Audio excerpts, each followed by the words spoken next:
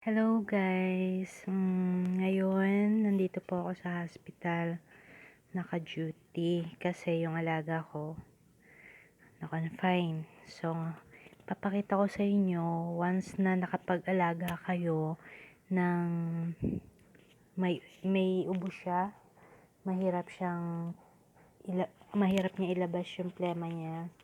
So, ang kailangan gawin pag nasa Taiwan, pukpukin yung likod. So, papakita ko sa inyo yung example kung paano pukpukin yung likod na may gantong pasyente. Para may idea kayo.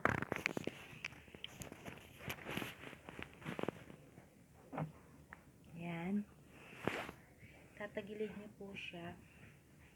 And then, ito po yung side ng likod niya. Pagpukpok po, simula dito, ganda naman ako, simula po dito pataas. Pwede pong pagganito,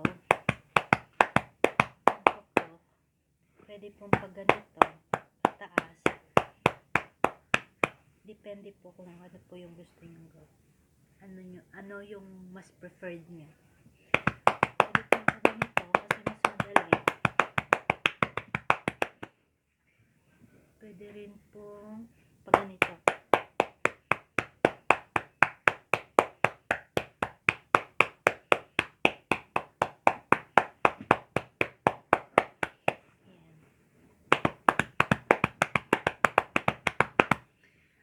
Sabi kasi nila, para mas lumabas daw yung plema, kailangan daw pukpukin ng malakas. Yun ang ano nila dito sa Taiwan.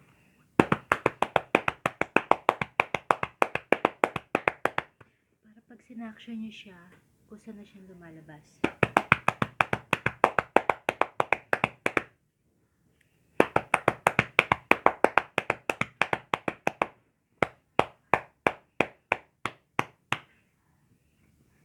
Tama siya. Tama ha. Paite ha. Paite ha.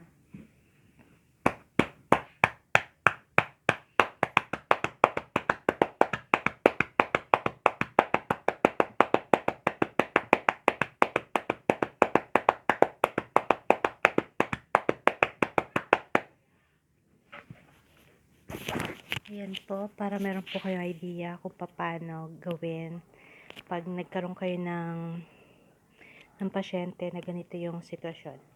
Salamat po, sana makatulong sa inyo ito.